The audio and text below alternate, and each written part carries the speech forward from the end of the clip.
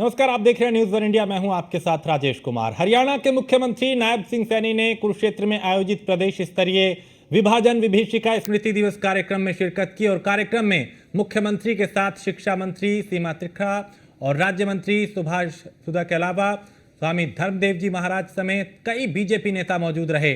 और इस दौरान कार्यक्रम स्थल पर लगाई गई विभाजन विभीषिका स्मृति दिवस की प्रदर्शनी का भी सीएम ने अवलोकन किया। मुख्यमंत्री ने कार्यक्रम में संबोधित करते हुए कहा कि कुरुक्षेत्र की ऐतिहासिक भूमि पे विभाजन की विभीषिका दिवस मनाया जा रहा है और भारत के विभाजन में पूर्वजों को आज याद करने का दिन है। आज उन्हें सच्ची श्रद्धांजलि देने का दिन है। दुनिया में कहीं पर भी ऐसा नरसंहार ना हो। उन्होंने कहा कि देश के प्रधानमंत्री मोदी ने भी इसे सबसे बड़ी त्रासदी कहा और मुख्यमंत्री ने यह भी कहा कि विभाजन की पीड़ा को कभी भुलाया नहीं जा सकता। आज का दिन दुखद बंटवारे का दिन है। विभाजन विभीषिका स्मृति दिवस भी आज आयोजित किया गया है। आपको याद होगा कि आज के ही दिन वर्ष 2022 में विभाजन विभीषिका स्मृति दिवस के उपलक्ष्य में पहला राज्य स्तरीय आयोजन इसी कुरुक्षेत्र की भूमि पर किया गया था और आज फिर यह राज्य स्तरीय आयोजन कुरुक्षेत्र की भूमि पर ही हो रहा है। मित्रों, आज का दिन हमें बंटवारे के कारण जान गंवाने वाले अपने पूर्वजों की याद तो दिलाता है, लेकिन मुझे गर्व है कि मां के उन सपूतों ने किसी का भय नहीं माना, किसी लालच में नहीं आए और अपने देश, धर्म व स्वाभिमान को तरहीज देते हुए दर दर की ठोकरें खाना स्वीकार किया। भूखे प्यासे खाली हाथ मेहनत की और फिर से अपने आशियाने बसाए। यही नहीं, आज यहाँ गए वहां की खुशहाली और समृद्धि में उल्लेखनीय योगदान देने का काम कर रहे हैं। अपनी मेहनत से उस इलाके को आर्थिक रूप से समृद्ध करने में महत्वपूर्ण भूमिका निभा रहे हैं। खेती से लेकर के उद्योग, बुद्धिजीवी से लेकर के श्रमजीवी तक सभी क्षेत्रों में आज यह समुदाय सबसे आगे है। मुझे ये कहते हुए गर्व की अनुभूति हो रही है कि उन परिवारों ने और उन नई पीढ़ियों ने हरियाणा के विकास में भी उल्लेखनीय भूमिका निभाई है। आज हम जो विकसित हरियाणा देख रहे हैं, इसे बनाने में उन मेहनत कश लोगों द्वारा बहाए गए पसीने का बड़ा योगदान है।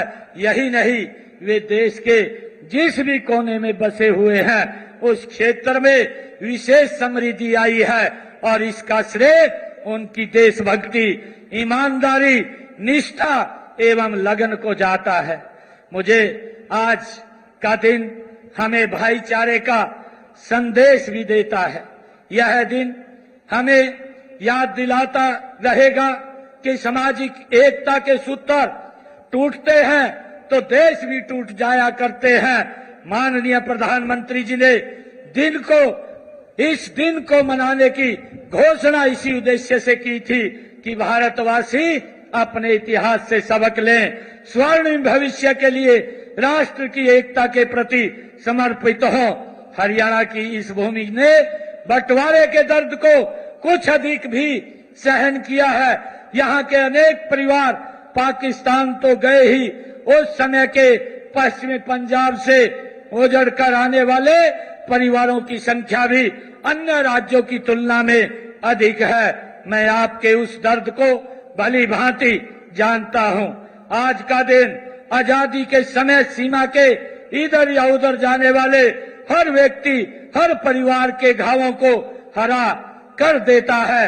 आज यहाँ ऐसे लोग उपस्थित हैं जो विभाजन की उस विभीषिका का शिकार हुए थे। ऐसे युवा भी उपस्थित हैं जो बचपन में दादी से नानी की परियों वाली कहानियां न सुनकर उनके मुंह से बंटवारे के दर्द के किस्से सुनकर बड़े हुए हैं। सच तो यह है कि आज के दिन देश को एक गहरा जख्म दिया था। यह वही दिन है जब आजादी के लिए अंग्रेजों ने बंटवारे की शर्त हम पर थोपी थी। इस विभाजन में भारतीय उपमहाद्वीप के 3 टुकड़े कर 2 देश बनाए गए थे। इस बंटवारे में बंगाल का भी विभाजन किया गया था। इसमें बंगाल के पूर्वी हिस्से को भारत से अलग कर पूर्वी पाकिस्तान बना दिया गया था, जो 1971 में बांग्लादेश के रूप में स्वतंत्र राष्ट्र बना।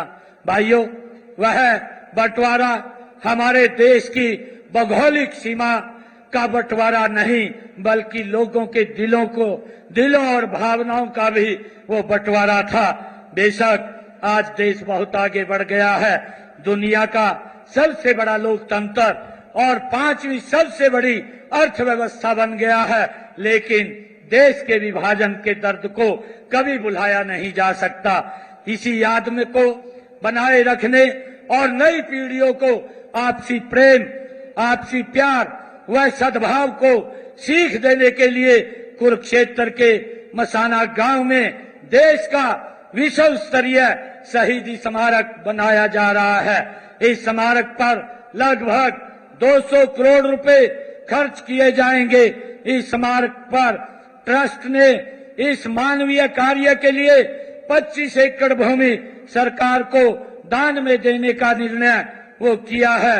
मुझे ये भी पता है कि जज्जर में एक स्मृति चौक वो बनाया गया है। फतेहाबाद में भी ट्रस्ट ने स्मारक के लिए जमीन खरीदी है। मैं पंचनाथ स्मारक ट्रस्ट की सराहना करना चाहूंगा।